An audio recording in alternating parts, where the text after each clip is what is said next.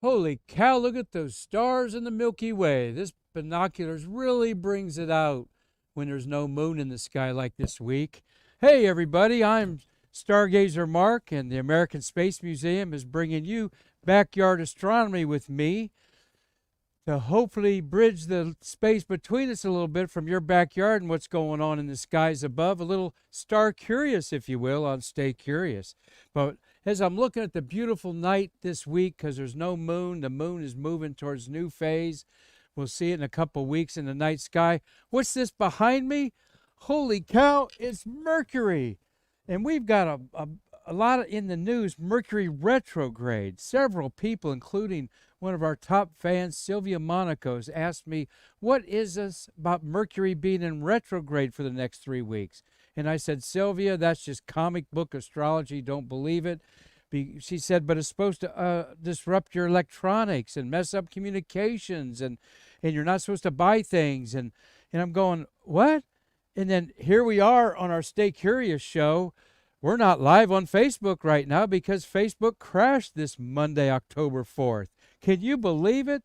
So we're going to plow ahead on YouTube and Twitch, and you'll catch up on this Facebook program later, I'm sure. But boy, I got to say, it's pretty strange. We're doing a show about how Mercury in retrograde affects your electronics, and Facebook and internet people are going crazy today. What do you know? Any rate, I'm here in my backyard with my star chart. I got my red light here to properly look at charts so my eyes don't, my night vision that dilates my pupils doesn't contract, and I can see charts. And we got a whole bunch of fun things to show you today about this Mercury in retrograde. So let's kick it off. First, I got Marty Winkles behind the scenes here doing our audio and maybe zooming in on a thing or two. Jessica Galloway's the engineer behind all the dials. She's taught Marty and me new tricks like she promised to. And but today's trick is apparently getting it out there to the internet, what we're going to do. And let me get off that a second as we're going backwards here. And let me bring that up, Jessica.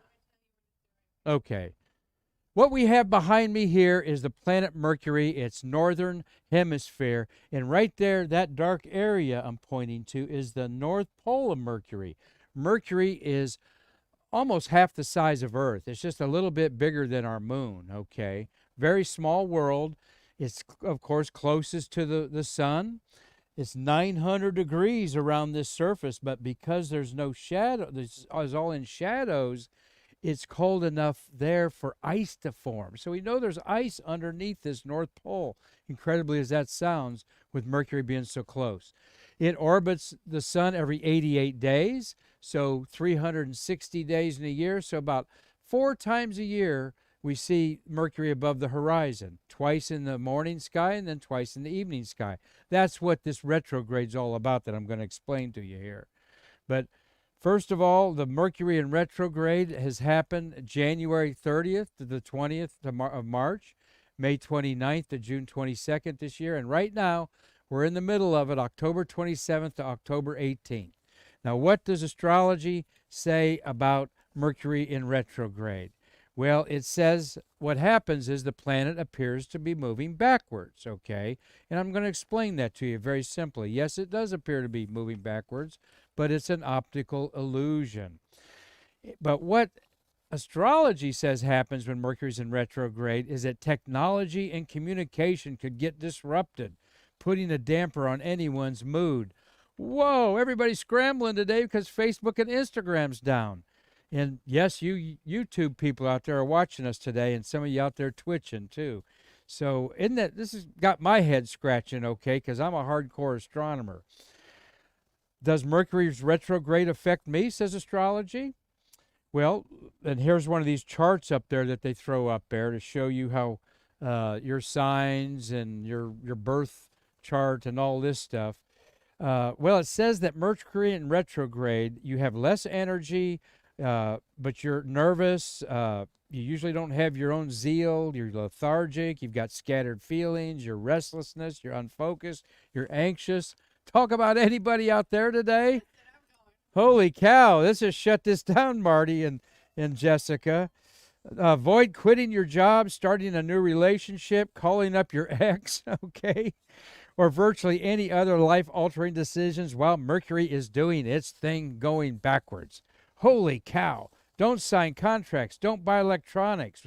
Don't buy anything with moving parts. Don't be surprised if the mail gets screwed up. And hey, you might forget your glasses or where your phone is. I do that all the time, right? All right. So kind of fun to look at this in this way because, hey, we are having problems today. But here's what happens. Think about you going down the highway, all right? We're Earth, and we're going around 365 days around the sun. Venus is the next planet inside. It goes around about 280 days around the sun. And then Mercury's closest, going 88 days around the sun. So it's the fastest lapping around. But even when we're lapping the fastest cars on the highway, all right, when we pull out to lap a car because it's going slower, you know, when you're going 75 and it's going 70, it looks like it's going backwards behind you for a moment. And then it's in your rearview mirror and everybody seems to be going the same speed. That's what happens when planets go in retrograde, and not just Mercury, but all the planets go in retrograde. Mars particularly, though it's an outer planet, when we pass it, it looks like it's really going backwards for about 2 months, and then it stops and then starts speeding ahead. Again, the analogy of you passing someone on the highway or on any street, it looks like they're momentarily going backwards. And that's what's shown here in this photograph of Mercury taking over a series of many days against the backdrop of the stars. This is what the surface of Mercury actually looks like. It is the most bombarded, cratered object in our solar system, rightfully so. It's like a shooting gallery. It's the first object that all of the asteroids and comets that the sun is pulling in with its great gravity are pelting this thing. It's stripped of all of its lighter elements. It's like an iron ball up there. And actually, we're seeing photographs here of the minerals, a lot of minerals on Mercury. And at the very top and bottom, the north and south, is like the picture behind me. 2 areas where there's nothing, no shadows, all right? So nothing is melted in that area there, in these shadows. I mean, there are shadows there. So how cool is that to think about the hot Mercury, 900 degrees, and yet it could have ice at its poles. So the fluorescent look of this is taken with special filters on cameras to give us the minerals that are present that have detectable colors to them, okay? So we're actually, scientists could look and the yellow might be calcium, the blue I suspect is iron, and then you have other types of isotopes of iron and titanium and so forth there. So that's a good question. But you would not see this with the naked eye. You would see this with the naked eye behind you, a gray battered ball out there in space. So here is another example, again, of retrograde motion when we pass Venus. This is Venus's path, as you see, from May to June, all right? April, May, it looks like it's going backwards from May until June, about the middle of June and July there, and then it starts going forward again. Again, the analogy is you're passing a vehicle.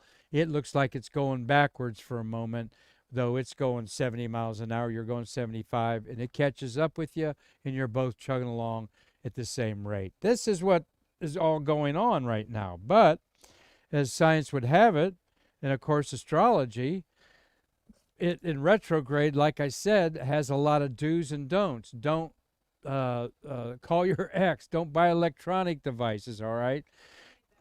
How to combat Mercury retrograde, though. I had to read about that, Jessica and Marty, because we want to be safe, okay, out there. Here I am stargazing. I got my drink. I got a snack or two with me. That's how you want to stargaze out in your own backyard. But I brought me some lemon pie because lemon, citrus, is the essence of Mercury, which is why it'll do us good to cool down in a lemon balm bath or shower or ingest some lemons, like I brought me some lemons here, okay? I got me a couple lemons at the store there to put in a drink. I got some lavender here because lavender is the flower and scent associated with Gemini, which will help remedy any Mercury mishaps. So if I keep lavender near my electronic equipment, everything will be all right. So I got lavender. I yes. Well, all right. Again, Mercury in retrograde. Oh, I froze up there. Uh, Now, one thing that you can do, of course, with mythology, with astrology, it says being Mercury is in retrograde, anxiety's high. Okay, what better than to meditate with crystals to bring that stress down? All right, so I've got a smoky quartz crystal here.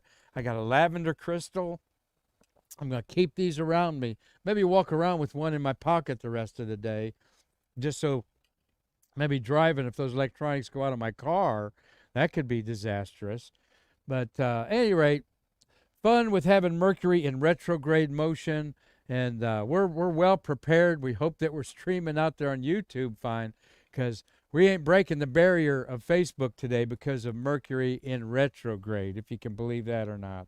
And believe me, I've been called up my IT guy, Bruce Jacobs here, who's our IT guru, and I got Bruce about noon, about 1 I called him. I said, I can't get on Facebook. I can't do my stuff for Stay Curious and our museum. And he's like, well, he looked into it, and the whole thing's been crashing, which I am crashed over here, Jessica, on my monitor, but I see me on the TV doing good. So I guess we're pressing along here. That's right. Mercury in retrograde. Well, there's some other Gemini news today besides Mercury. I mean, other Mercury news just beside Mercury, the planet. And this is our Mercury monument out at Space View Park in downtown Titusville. Those are names of workers that worked on Mercury there on the bricks. The beautiful icon of Mercury with the 7 there, that is the Mercury runner of Roman mythology, his symbol.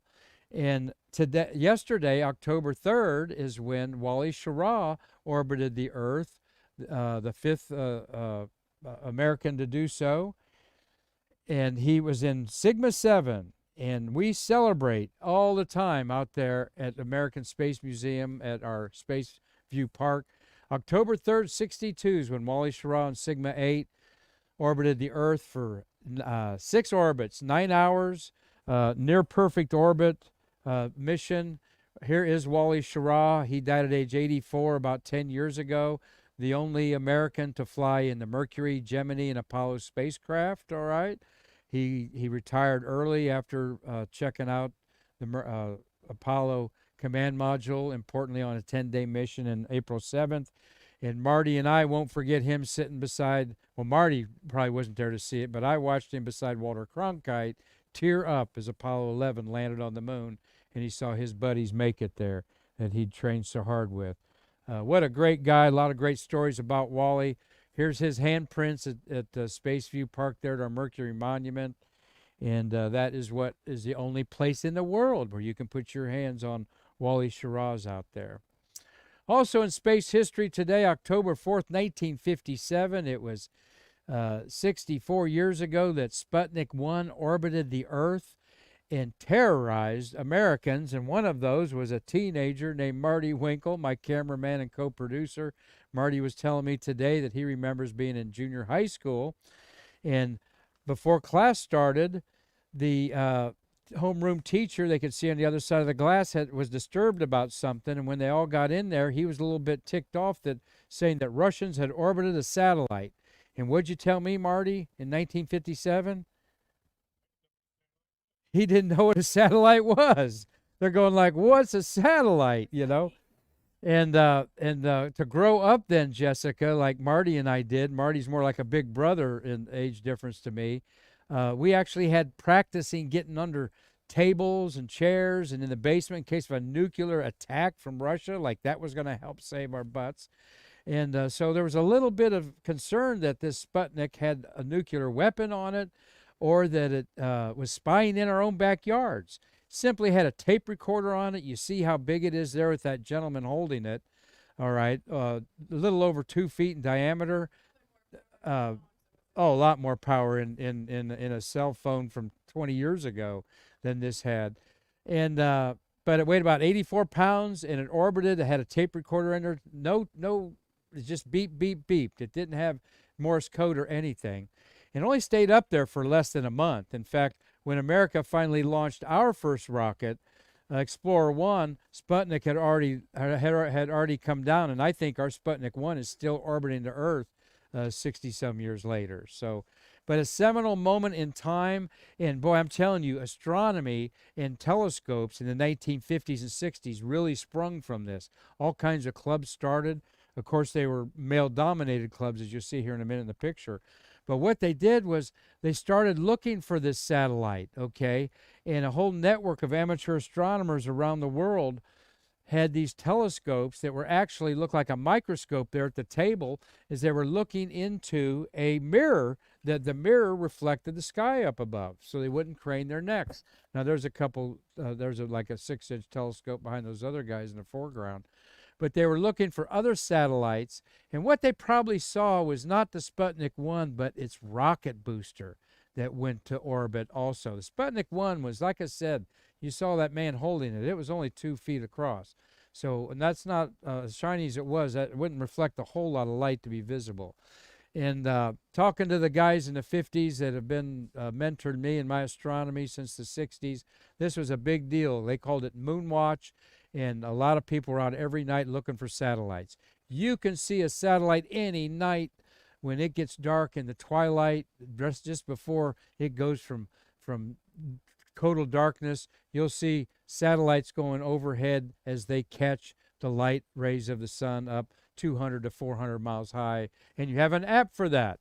And an app for everything, of course, but you can have an app to see the space station go over, which that's a satellite, and anything, Hubble telescope, but a lot of other satellites. Hopefully the what? Yeah, hopefully the apps work, as Jessica's saying here during the retrograde. What we've got till October 16th or something like that for this Mercury retrograde to get over with. So, been fun talking about it. We're in the midst of a Mercury retrograde. I'm telling you, till October 18th there. And I bet there's going to be something said by astrologers. Why is this so popular? I did want to mention that we're not panning astrology. It's a very fun thing. It's like comic books, okay, compared to a great novel. I don't know. We're not shaming astrology or debunking it in any way.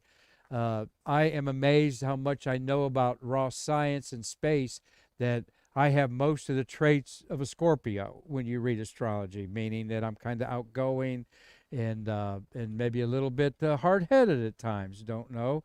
But you're a Taurus, and Leos are like one of my favorite people, and Taurus too. So I tell you what, we enjoy putting these little shows together for you to help you stay curious and maybe a little bit of star curious. So enjoy what's left of our Mercury retrograde here through the month. I'm telling you, not being on Facebook, maybe this chart had something to do with it after all.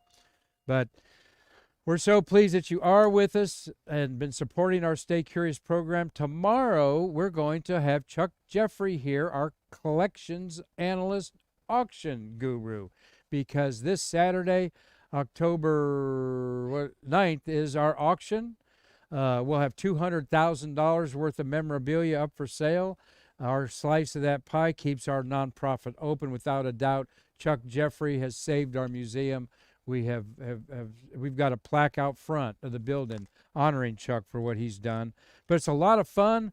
You can go on to our website. At the top, you'll see auctions. Click that. You'll go right to where you can bid right now. Register and make a bid, and bid till it hurts, Chuck says. And we'll have him here with some great items that are for sale and tell you a little bit about our 15th memorabilia auction this Saturday. So until Chuck Jeffrey's here with me, Mark Marquette, on behalf of Jessica and Marty and our whole staff here at the American Space Museum, we hope to see you tomorrow to bridge the space between us. Keep looking up.